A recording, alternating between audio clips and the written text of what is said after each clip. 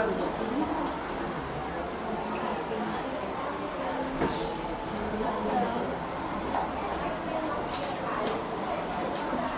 lang kay mami. Sana mo nandiyan si Ami.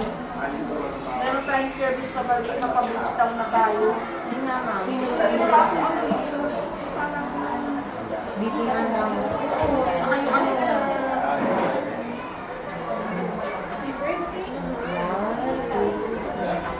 Dali po.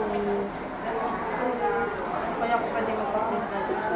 Kasi meron na doon yung printing service. Alam, pwede naman doon. Panaki ano, kay... Ay, may Xerox, di ba? Meron daw sila. Ah, wait. Yes. Doon na lang pala paprint lang tayo.